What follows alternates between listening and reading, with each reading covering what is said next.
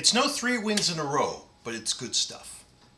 York United 2, Halifax Wanderers 2 at the York Ligament Shredder.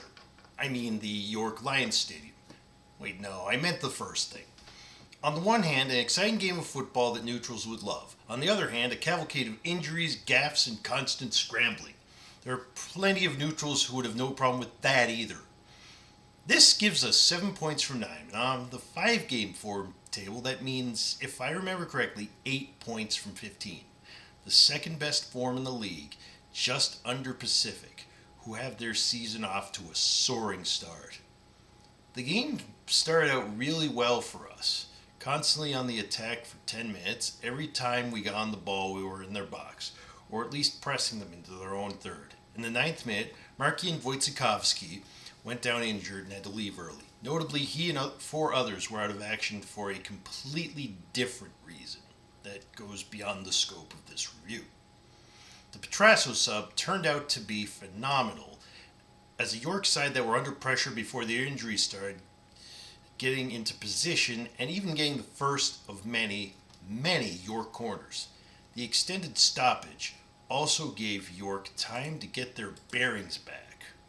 And it showed. York also started bumping us off the ball a bit more, improving their shape, and even getting consistent forward movement. The first goal of the game, in fact, went to York, as Kevin Santos caught half of the Wanderers team flat-footed, cutting through them onto the wing, crossing to Babuli, and allowing him to send it home. It wasn't the best display for any Wanderer at that time. Omar, in particular, was made to look especially foolish in the play. I'm reminded of Newcastle's Alexander Isak against Everton this year with the smoothness of Santos' play. The Wanderers, however, weren't fazed by this. They took a while, but not that long, to dust themselves off, adapt to York taking control of the situations in the face of adversity, and tighten up where they were a bit too loose after the Petrasso sub. They found a way out through their left side as centre backs Nimick and Lockery used that end of the pitch to provide an escape route to the midfields Daniels, Omar, and Caligari. Geraldo was there to move things further along as York set out to defend their lead. Caligari, in particular, was adept keeping the likes of Alou and Fai honest. Kevin Santos continued to be one of York's strongest players, breaking through once again, albeit in a limited sense, and drawing a foul in a great free kick area for the home side to allow them to take the momentum back. Lockery cleared the free kick, beginning a chain of 3 corners that Halifax managed to see out, if shakily.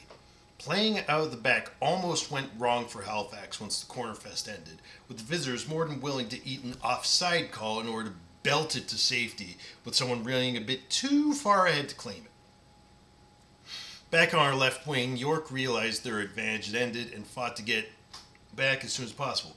But after a scramble, we managed to get deep into the home third and stay there a while. This time, Ryan James would go down in difficulty getting up. He eventually did, but after going down a second time in only a few minutes, his day was through, with Campagna taking his place. It looked like a knee injury, hopefully not a major ligament. In the meantime, York earned another corner and took it a little less cleanly than the previous few. Babuli positioned himself for a scoring shot which went wide, with our resulting goal kick being worked short. Fernandez ran it up to the midfield and made himself important enough for York to make some desperate tackles. The second of these would be clean enough to get them the ball to give to Himaris for a chance to reset the play. After playing out of the back for a while, York hooked it up to the opposite end, leading to Halifax clearing it just as quickly. Halifax soon experienced the same sort of change of pace that earlier led to York making something out of a difficult situation. They got to the York left wing, quickly blocked them in order to force them to throw in, and got a throw in of their own soon after in another midfield scramble. Through Daniels, they came out on top of the scramble and then some. He crossed to Coimbra, and Coimbra made it 1-1 at a time when it didn't look likely that we'd come back so soon. York got some opportunities to take the lead after, including Alou and Darrow evading all marking, the latter taking a shot with all the space in the Greater Toronto area, only to send it all the way to the city core. Knowing they might not win this one after all, York began playing what I like to call aggressive defense, working double time to smother nearly any play we could make. What shots we did get either went wide or were claimed comfortably by Himaris, who in my opinion was making an exceptional case for himself as a reliable keeper when Giantsopoulos is out of action. Pierce G even made a point of it to accept a caution in order to make an especially intimate foul on a HFX player, making damn sure they didn't get surprised again this half. The last play of the half was Himaris collecting a Nimic cross after yet another midfield scramble. Second half started with Martin Nash subbing out Mordecudis for former Wanderer Jeremy Gagnon Lapare. Agent 28 was eager to begin his mission of strengthening the York midfield to allow them more well-needed stability. The hard ground of the YLS nearly claimed another as Paris G went down after a scramble in the Halifax penalty area, and a foul by Coimbra worthy of a yellow card. York already had a corner kick, 6th to date, so a free kick would be redundant. The corner didn't quite do it, and the two sides engaged in more messy, eager, constant scrambling back and forth. JGL gave the visitors serious difficulty, being a crucial part of many effective York plays, including multiple clean tackles to take the ball. He was even responsible for creating a chance for Alou and Ferrari. Daniels and Coimbra, equally effective for us, counterattacked and sent it the other way right away. Then York sent it back to our end as quickly. A York throw-in and a JGL pass to safety led to Kevin Santos working it a little bit outside the box, evading Mo Omar, and scoring a shot that looked like it should create a comet trail before entering the net. 2-1 York United. A goal so nice for Santos that he saw fit to take his shirt off and get a yellow for that. York's new plan to secure their new lead was, basically, parking the bus. More patient passing out from the back, more heavy pressing, more smothering. After 12 minutes of this, Halifax made a double sub of their own. Coimbra and Giraldo out, Colombe and Watson in. It didn't take either new sub long to show their stuff, with Watson creating more forward movement and setting up a way out of their heavy defensive play. Colombe started taking things to the York box and giving them something to worry about. The York ligament shredder once again earned its nickname as Sumoro had to come off earlier than he'd hoped to, along with Kevin Santos, who did his job and then some for the home side and earned a rest. In came Ricci and Bahia. The two new subs weren't quite enough to keep us from bringing the game back to us.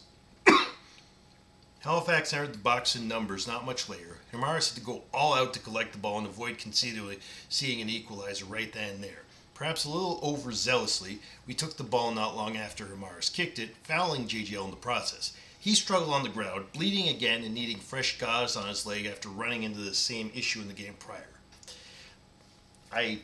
By the way, I hope he doesn't end up having to come out to be out injured for quite some time. Injuries always suck, even if my opinion of JGL isn't nearly what it was even a week ago. The foul and the resulting York free kick didn't slow our advance much. Himaris got the work out of the season to date in the next few minutes, making great save after great save to keep York ahead.